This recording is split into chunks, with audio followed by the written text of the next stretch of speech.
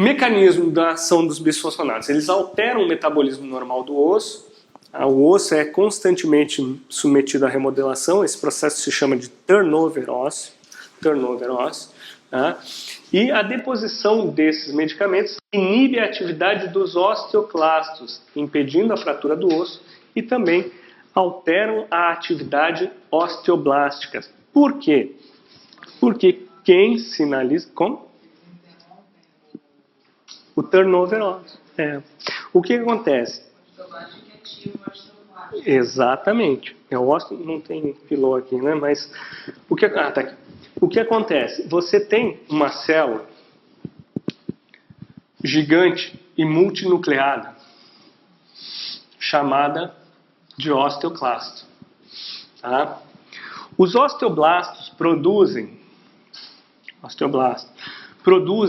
um sinalizador bioquímico que atua sobre a membrana do osteoclasto e que leva a uma alteração morfológica dessa célula, que consiste basicamente no quê? Na ativação de enzimas proteolíticas e a alteração da membrana para uma membrana frangeada, que é a responsável, em última análise, pela secreção das proteínas que fazem a lise da parte proteica do osso e dos ácidos que vão levar à dissolução da parte mineral. Tá? Eu não vou entrar em detalhes bioquímicos disso, até porque não está na bibliografia, mas quem quiser depois a gente pode sentar e conversar sobre isso. A ativação é feita através dos osteoblastos, então esse é um equilíbrio dinâmico. O que acontece quando a pessoa toma o bisfosfonato? O bisfosfonato ele é ingerido, tá, pelo osteoclasto. Tá? O bisfosfonato está lá na corrente sanguínea. Tá? Ele é fagocitado, ele é ingerido pelo osteoclasto e ele acaba inibindo essa função do osteoclasto. Existe, com isso, uma inibição também do sinal bioquímico dos osteoblastos, tá? Que simula uma proteína orgânica, uma proteína constitutiva, que é a osteoprotegerina, tá? Que sinaliza o quê? Sinaliza para o osteoclasto, que não é mais para reabsorver o osso. Então, ele não desenvolve a borda franjada e não sintetiza enzimas osteolíticas. Tá? Muito bem. Bisfosfonato está lá dentro do osteoclasto, tranquilinho, parado, uma boa. O que acontece? Essa célula fica inativa e, com o tempo, ela morre, sofre apoptose. Havendo a apoptose, esse bisfosfonato que estava aqui, ele volta para a corrente sanguínea e está apto a ser recapturado por uma nova célula. Então, existe um efeito de segunda dosagem. Por isso, a meia-vida desse medicamento, ela não é medida em horas, nem em meses, ela é medida em anos. Não se sabe ao certo quanto, tá? Mas é em anos. Então, esse é basicamente o metabolismo, a alteração metabólica que acontece com o uso do bisfosfonato, tá? E a gente tem aí uma lista dos principais bisfosfonatos. Isso está no material de vocês, tá? Mas basicamente são etidronato, tilodronato, pamidronato, ácido zoledrônico, que é utilizado por via parenteral e é o mais potente deles. Tá? E os principais casos, ou melhor dizendo, os casos mais graves estão associados ao uso do ácido zoledrônico, o alendronato, o risedronato e o ibandronato. São todos bisfosfonatos nitrogenados. Existem bisfosfonatos não nitrogenados que não estão implicados na osteonecrose associada a bisfosfonato. Tá? Então, como eu comentei para vocês, a meia-vida do medicamento é longa. Tá? E os bisfosfonatos têm uma eficácia clínica muito bem estabelecida no tratamento da hipercalcemia da doença maligna, porém, estão mais implicados na ocorrência de casos graves de osteonecrose associada a bisfosfonato. Os orais são utilizados para tratar a osteoporose. E veja que eu falei osteoporose, não falei osteopenia. O uso de bisfosfonato, o uso de alendronato de sódio para tratamento de osteopenia é off-label, ou seja, não está na bula do medicamento. Ele é feito por conta e risco do profissional que está prescrevendo. Tá? Osteopenia, até segunda análise, não é doença. Doença é a osteoporose. Tá? Osteopenia seria o quê? Dieta? Basicamente, dieta e exercício físico. Né? E suplementação vitamínica, eventualmente, ou mineral. Tá? Mas, para tratamento de doença mesmo, é osteoporose. A osteoporose manifesta. Tá? A incidência de osteonecrose ela é mais comum com a terapia intravenosa do que com a oral. Isso aí é um fato já amplamente sabido e comprovado, com os casos mais graves acontecendo nesse grupo injetável. Tá? E para prevenção e disseminação disso através da comunidade médica, né, a gente deve instruir os nossos pacientes sobre a importância da boa higiene dentária, a manutenção dos cuidados de higiene. Para quê? Para que na vigência desse tratamento não existam as consequências deletérias que são ocasionadas. É basicamente o mesmo raciocínio que se faz no paciente que vai se submeter à radioterapia de cabeça e pescoço. Tá? Hoje em dia, todo oncologista que vai indicar radioterapia de cabeça e pescoço para o seu paciente, ele indica uma visita prévia ao cirurgião dentista para quê? Para adequar o meio bucal àquela terapêutica. O raciocínio é o mesmo, ou deveria ser. Tá? A comunidade médica ainda encontra alguma resistência, a comunidade médica ainda não está suficientemente esclarecida e esses medicamentos vêm sendo prescritos com uma frequência cada vez maior, embora haja no mercado alternativas. Tá? Então, para aqueles pacientes que recebem bisfosfonatos injetáveis, quais seriam as condutas? Procedimentos clínicos dentários que envolvam cirurgia óssea devem ser evitados, tanto quanto possível. Tá? Terapia endodôntica é preferível à extração e também se deve evitar a colocação de implantes dentários. Se implantes dentários estão contraindicados, que dirá enxertos ósseos. Né? A incidência do desenvolvimento da osteonecrose dos maxilares em pacientes que recebem medicamento intravenoso é muito maior do que aqueles que recebem por via oral. E o risco da osteonecrose dos maxilares é associado aos bisfosfonatos a partir de 3 anos ou mais de duração da terapia. Aí eu abro um parênteses para vocês. Existe uma correlação positiva entre tempo, via de administração e potência do bisfosfonato envolvido no tratamento. Tá? Então, quanto maior a potência do bisfosfonato, se for por via injetável e quanto maior o tempo, piores são as consequências, piores os resultados. Tá? Naqueles pacientes que recebem o bisfosfonato por via oral, geralmente tratando osteoporose, para aqueles em uso em menos de 3 anos e que não tem fator de risco clínico, não é preciso nenhuma alteração do planejamento proposto, planejamento cirúrgico. Tá? Naqueles com os fatores de risco seriam os esteroides, diabetes, outros medicamentos, condições que tornam o paciente imunocomprometido. Naqueles pacientes usando há menos de 3 anos e com fatores de risco, considerar a suspensão da terapia por pelo menos 3 meses antes da cirurgia dentoalveolar. Aí, como é que se procede? É preciso entrar em contato com o prescritor. O médico prescreveu para saber da viabilidade de suspensão. Às vezes é um paciente idoso, uma senhora idosa, que usa o alendronato de sódio para prevenir fratura vertebral, para prevenir fratura de fêmur, de quadril. Se esse paciente parar de tomar o medicamento, eventualmente o risco de fratura pode aumentar. Então, isso deve ser debatido, isso deve ser discutido com o médico. Tá? Geralmente, o tratamento de pacientes de osteoporose avançada, às vezes, acaba culminando com um bisfosfonato injetável. Tá? Pessoal, não existe uma quantidade mínima, não, tipo, no exame do sangue, já que ele... Do quê? Nessa quantidade eu posso trabalhar. Então, existiu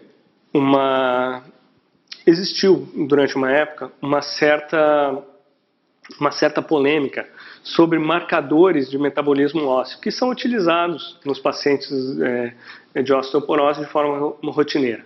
Um desses marcadores era o CTX plasmático, que é o fragmento terminal da molécula de colágeno tipo 1, fragmento carboxy terminal, que ele é dosado no sangue periférico. Então, se achou que aquele valor de determinada faixa poderia ter um valor preditivo positivo ou negativo para o desenvolvimento de osteonecrose, dependendo da faixa em que o paciente se encontrasse. Só que isso se mostrou não verdadeiro. Tá? Foram feitas algumas meta-análises e estudos de regressão que mostraram que não existe uma correlação entre o nível do CTX sérico e a incidência ou a probabilidade de desenvolvimento de osteonecrose associada a bisfosfonato. Então, hoje em dia, a gente não usa mais o CTX como um índice preditor de doença, ou para contraindicar ou para indicar. O CTX não é mais usado. A dosagem de bisfosfonato na corrente sanguínea, eu acho que ela não é muito útil. Tá? Até porque a absorção e o destino, a farmacocinética desse medicamento, ela é bastante errática. Por exemplo, o bisfosfonato ingerido por via oral, pois é, então, mas existe uma parte que é disponibilizada na corrente sanguínea. Só que para vocês terem uma ideia, uma dose de alendronato ingerida por via oral, 70% dela é perdida no trato gastrointestinal. Então, a farmacocinética do bisfosfonato por via oral é bastante suscetível à variação. Tá? Então, não é um parâmetro útil. Outros parâmetros, fosfatase alcalina, paratormônio, outros marcadores foram tentados, mas se chegou à mesma conclusão. E um fato fundamental é o seguinte: nenhum marcador de metabolismo ósseo é útil para paciente usuário de bisfosfonato via injetável, porque a própria doença que causa, que precipita o uso do bisfosfonato é capaz de mostrar alteração metabólica, então não é útil. O uso de esteroides também mascara, o período da coleta varia de um dia para o outro, de um horário para o outro, então acaba não sendo útil. Hoje em dia, esses parâmetros aí, tempo, potência e via de administração são os mais confiáveis. E ainda não existe um protocolo absoluto que todas as entidades de classe tenham concordado, olha, faça a cobertura antibiótica prévia ou não faça, use clorexidina ou não use, faça a redução do osso alveolar ou não faça. Ninguém chegou ainda a um consenso sobre isso. Existem algumas diretrizes de algumas entidades, umas mais, outras menos confiáveis, mas são tudo ainda no terreno da especulação.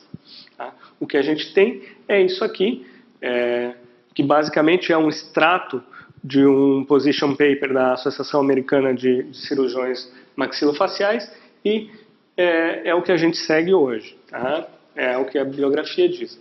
Paciente com mais de 3 anos, com ou sem fatores de risco, leva-se em conta a suspensão do medicamento por 3 meses antes da cirurgia. Leva-se em conta. Tá? Porque a gente viu que a meia-vida é medida em anos. Suspender 3 meses antes da cirurgia pode ter um efeito benéfico. Pode ter. Tá? Geralmente a doença ocorre após uma cirurgia dentoalveolar, ou por um trauma por prótese, ou espontaneamente. Sintomas gerais são osso necrótico exposto com ou sem dor. Um sinal, na verdade, não chega a ser um sintoma. E para tentar guiar o tratamento ou a abordagem terapêutica desses casos, a Associação Americana de Cirurgiões Maxilofaciais, em 2009, emitiu um documento e nesse documento ela dividiu a apresentação em estágios. Tá? Esses estágios, eles não começam no zero, eles começam no paciente assintomático, mas que faz uso do bisfosfonato. No estágio 0, são pacientes sem evidência de necrose óssea, mas com achados clínicos e radiográficos não específicos. Por exemplo, dor.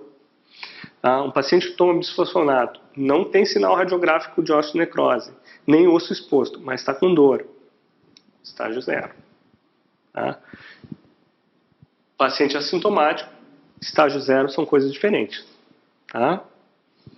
No estágio 0, o paciente tem algum sintoma. Estágio 1, paciente com osso necrótico exposto, assintomático e sem sinais de infecção, mas tem exposição óssea por mais de 8 semanas. No estágio 2, os pacientes têm o osso exposto e sintomatologia associada à infecção. No estágio 3, os pacientes têm um osso necrótico exposto, com sintomatologia e infecção, e um ou mais dos seguintes sinais: extensão do osso além do osso alveolar, fratura patológica, fístula extraoral, comunicação oro-antral, comunicação bucosinusal ou buconasal, e extensão da osteólise para a borda inferior da mandíbula ou para o assoalho do seio maxilar, ou seja, a doença deixou de ser limitada ao osso alveolar e extrapolou para o osso basal da mandíbula ou para o seio maxilar. Tratamento para o estágio 0. Então, tratamento no estágio 0. Eventualmente, o acompanhamento clínico com tratamento conservador, ou seja, expectante, observar o doente. Pode-se oferecer tratamento sintomático, um alívio de dor, controle da dor, controle de qualquer condição tratável, como cáries e doenças periodontais, eventualmente tratamento endodôntico, o que for necessário e que possa ser feito de forma clínica não cirúrgica. No estágio 1, enxaguantes bucais antimicrobianos, como a clorexidina, e o monitoramento das condições orais e manutenção da boa higiene oral. Tratamento cirúrgico geralmente não é recomendado, geralmente. E arestas ósseas afiadas que possam estar irritando o tecido mole precisam ser alisadas. Por exemplo, um rebordo alveolar em uma extração recente que esteja traumatizando ou que esteja irritando aquela área. Essas têm que ser alisadas. No estágio 2, o tratamento já é mais agressivo. Se mantém os enxaguantes bucais e se associa à terapêutica antibiótica. A doença não é infecciosa e por isso é importante diferenciar da osteomielite. Mas ela pode ser infectada secundariamente. A lesão pode ser infectada secundariamente e a penicilina é o tratamento de escolha para o tratamento da osteonecrose. Quinolonas, metronidazol, clindamicina, doxiciclina e eritromicina têm sido utilizados empiricamente nos pacientes alérgicos à penicilina. Costuma-se dizer que é uma infecção facilmente controlável. Baixas doses de penicilina costumam controlar a infecção, então dá para ser utilizada por longo prazo. Cultura e teste de sensibilidade a antibiótico podem ser considerados. E alguns casos refratários podem necessitar de tratamento endovenoso, tratamento antibiótico endovenoso, com manutenção ou tratamento supressivo para controlar a doença. No estágio 3, o desbridamento cirúrgico, incluindo ressecção ampla, é utilizado em conjunto com o tratamento antibiótico. A ressecção costuma ser reservada às formas extensas para apresentação tardia da doença e fraturas patológicas. Segmentos móveis e sequestros ósseos devem ser removidos independente do estágio da doença. Então, se eu tiver uma osteonecrose estágio 1 com um sequestro ósseo, eu devo remover. Deve-se tomar o cuidado para não expor o osso não acometido. O osso saudável deve ser preservado, só se deve remover o osso doente. E dentes sintomáticos em área de osso necrótico exposto devem ser extraídos. E nesse caso já não é mais conservador. Importante, destaquei aí em vermelho, gostaria que vocês prestassem atenção. Existe controvérsia sobre suspensão da medicação durante o tratamento ativo da osteonecrose. Parar com o bisfosfonato intravenoso não parece oferecer benefícios a curto prazo, mas a longo prazo pode ser benéfico para a cicatrização do paciente. Para a cicatrização do paciente não quer dizer para a doença de base do paciente. Um paciente que tem um mieloma múltiplo, com uma lesão óssea que pode reativar, às vezes uma pequena exposição óssea não é tão grave. Uma lesão de mieloma na cabeça de um fêmur, num osso longo, Pode ser mais grave do que um osso exposto, uma pequena área óssea exposta na mandíbula. Tá? Isso deve ser muito levado em consideração. Tá? Cada caso requer análise cuidadosa entre médico e dentista, que podem estabelecer a relação risco-benefício, tá? E as repercussões sistêmicas disso. Parar com o tratamento oral da medicação em pacientes com osteonecrose tem mostrado melhora gradual no processo de doença. Por quê? Lembra que eu falei que a via de administração e a potência do bisfosfonato é fundamental, junto com o tempo de administração? Geralmente o bisfosfonato via oral é menos potente do que injetável. Tá?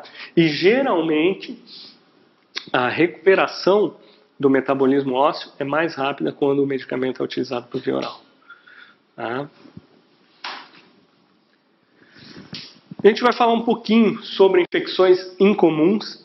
Isso está ao longo do livro, o autor dessa bibliografia não fala especificamente sobre isso, mas como já veio em provas anteriores, eu acho que vale a pena a gente dar uma pincelada rápida. Esse é o final do nosso módulo, então é só a título de informação, tá, pessoal? A trombose do seio cavernoso é uma forma grave de disseminação de infecções odontogênicas que tomam a via ascendente. Tá? Então, geralmente é associada a dentes superiores. Tá? Pode causar celulites orbitárias e periorbitárias ou a trombose do seio cavernoso, que é o quadro mais severo, mais grave. Tá? A gente vai observar eritema e edema das pálpebras e o envolvimento dos componentes vasculares e nervosos da órbita. Tá? Então, esse é um quadro de celulite envolvendo o espaço septal, pré-septal e a órbita. Tá? E a facilidade dessa disseminação posterior até atingir o seio cavernoso. Tá? As bactérias costumam migrar da maxila para o seio cavernoso via plexo pterigoide e veias emissárias no espaço infratemporal que a gente comentou no início. Tá? A veia angular, que é ramo da veia facial, e as veias oftálmica superior e inferior também são fontes de disseminação da infecção ascendente. Por quê? Porque essas veias, ao contrário das veias dos membros inferiores, não possuem válvulas.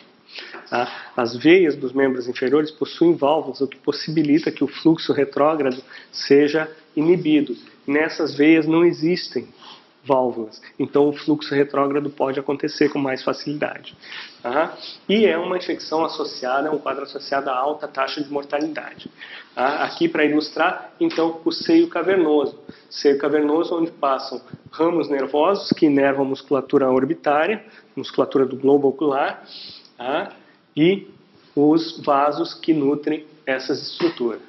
Tá? Aqui o plexo pterigoide, a veia angular, que é ramo da facial, e o plexo pterigoide e o seio cavernoso. Aqui o seio cavernoso, o plexo pterigoide e as veias emissárias que atingem essa estrutura anatômica. Tá? O seio cavernoso é um seio venoso, um seio da dura mater. Tá? As estruturas com relação com o seio cavernoso: artéria carótida interna e os nervos cranianos 3, 4, 5 e 6, óculo motor, troclear, quinto par, trigêmeo e o abducente. Abducente, que é o maior desses ramos e é o nervo que supre a musculatura reto-lateral do globo ocular. Tá? É o nervo mais provável de ser afetado pela sua maior exposição ao seio cavernoso. Abducente, que faz o movimento ocular lateral. Tá? Então, questão 14 da FAB 2009. A disseminação hematogênica de uma infecção odontogênica severa para o seio cavernoso pode ocorrer através dos seguintes vasos sanguíneos: artéria alveolar inferior? Não. Artéria maxilar? Não. Veia oftálmica inferior? Opa, começou a ficar quente. E veia sublingual? Não. Resposta correta: oftálmica inferior. Como? Como? Pode. Quando evolui para cegueira, se chama de síndrome da parede anterior do seio cavernoso de Charles-Foix. É uma outra entidade, que aí envolve amaurose como diagnóstico diferencial. Você vai ter oftalmoplegia associada à amaurose. Síndrome da parede anterior do seio cavernoso. Tá? Questão 15, FAB em 2012, a última, tá? O nervo craniano mais provável de ser afetado na trombose do seio cavernoso é óptico, troclear, abducente, óculomotor. Essa foi a que saiu errada no gabarito, né, pessoal? Então, a resposta correta, a gente viu que é o mais longo, o trajeto mais longo dentro do seio cavernoso é o nervo abducente. Abducente, sexto par craniano, inerva a musculatura reta lateral. Reto lateral. Tá? Troclear, oblíquo superior, óculomotor, todos os demais músculos extrínsecos do olho. Tá, pessoal? Sobre angina de Ludwig. Angina de Ludwig é o envolvimento bilateral dos espaços submandibular, sublingual, submentoniano. Envolvimento bilateral dos espaços submandibular, sublingual, submentoniano por uma infecção. É uma celulite de progressão rápida que se dissemina para os espaços secundários da mandíbula. Apresenta grande aumento de volume da região submandibular, superiormente acima do ocioide. Acaba, por envolvimento do espaço sublingual, elevando e deslocando a língua. Tá? Os sinais são trismo, cialorreia. Cialorreia é o quê? Produção excessiva de saliva. O paciente aparece babando. Disfagia, dificuldade para engolir, e dispneia, dificuldade para respirar. Pode produzir obstrução da via aérea superior, levando à morte. Então, é um quadro grave, um quadro que impõe ação imediata, a cricotireoidotomia e, eventualmente, uma tentativa de intubação, se a pessoa for experiente, tiver um colega experiente que possa atuar. A causa mais comum é uma infecção odontogênica resultante de Streptococcus, mas não é a única.